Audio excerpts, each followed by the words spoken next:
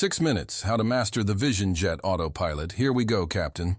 If you followed this course since the beginning, I am happy to tell you this is the last lesson.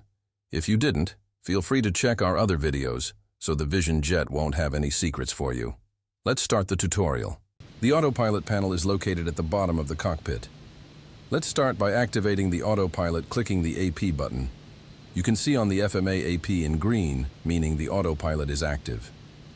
As we didn't define any instruction to the system, the default mode is roll and pitch, where the plane will maintain its current attitude until further instructions. Speaking of instructions, let's give a heading to our aircraft. This big rotary knob will allow you to define a direction. On the HSI, a blue marker as well as 3-digit will help you to set the heading. Click HDG to engage heading mode. Check on the FMA the HDG sign, meaning the plane will follow the selected heading. Let's continue with the auto throttle. The auto throttle panel is located next to the thrust lever. You can choose to control the airspeed with 2 modes. It's currently set to FMS, which means the speed will be controlled by the onboard computer. Let's activate auto throttle by clicking the AT button. On top of the airspeed indicator is the managed speed by the onboard computer. To change this speed, go to Flight Plan, VNAV, then select the speed at this location. Verify your change on top of the airspeed indicator or the FMA. The auto throttle can also be controlled manually. While manual, select the desired airspeed using this wheel. Change can be monitored on top of the airspeed indicator. Let's put it back to managed for the moment. Heading set, auto throttle set. Let's now configure the aircraft's altitude. First, move that rotary knob to select your desired altitude. Change can be monitored on top of the altimeter. Let's take 7,500 feet for today. Altitude set. Now you have to set a vertical speed to the aircraft so the autopilot knows at which rate it should climb. To do that, click the VS button, then move that wheel to increase or decrease the vertical speed. You can monitor your change on top of the variometer. Let's take 1,200 feet per minute. Take a look at the FMA. In green, VS mode is engaged, and the plane will climb at the selected vertical speed. The ALTS in white means the plane will stop climbing when the selected altitude is reached. Sometimes selecting a vertical speed might not be natural for beginner pilots.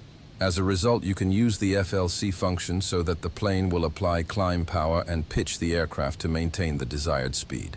See the engine power increasing, then the plane pitching up to maintain 165 knots. Both FLC and vertical speed mode will lead to the same result. When the selected altitude is reached, the autopilot will switch to altitude hold and maintain it until new instructions. Now you know how to control the plane in 3 dimensions. Let's now talk about VNAV and LNAV. If you configured a flight plan on the onboard computer, you can tell the airplane to follow that path. Please note that the plane won't do it by itself. You need to bring the plane to the specific path. In that situation, we are merging toward the flight plan. Let's activate the nav button so the navigation is armed as shown on the FMA. You might have noticed that the flight path is in white, but it should be magenta. That's because I spawned directly in the air, so the onboard computer thinks we are still on the ground. In order to activate this section of the flight plan, select the last waypoint of the section, then activate leg to waypoint. The section is now in magenta. The plane is currently in heading mode and will follow the flight path when reaching it. Let's fast forward a bit. We are now intercepting the flight path. Take a look at the FMA. The autopilot switched from heading mode to FMS mode, meaning the plane will follow the magenta line. Lateral navigation is okay. Now let's talk about vertical navigation. On the arrival, we can see the top of descent. Let's configure the aircraft so it flies through the arrival automatically. First, set the desired final altitude, in our case, 6,000 feet. Then activate the VNAV button. A couple of miles from the top of descent, you should hear a vertical track announcement. Vertical track. Then the VNAV path will display on the PFD. Take a look at the FMA. It will switch from altitude hold to V path when catching the top of descent. The plane is now slowly descending. Everything is set. The plane will automatically follow the arrival until the selected altitude, 6,000 feet. We are now approaching the runway. Let's catch the ILS with the Autopilot. First, place your aircraft under the glide slope and in a plus or minus 30 degrees angle from the runway axis. Second, select the correct ILS frequency, in our case 110.75. Third, change nav source from FMS to NAV1. To finish, click the APR button. Everything is set. Keep an eye on the HSI as the runway axis is coming its way. Check again the FMA. The heading mode will switch to localizer, while the plane is aligning with the runway. Now take a look at the glide slope diamond. Once centered, the FMA will switch from altitude hold to glide slope, and the plane will start descending. So you made it, congratulations.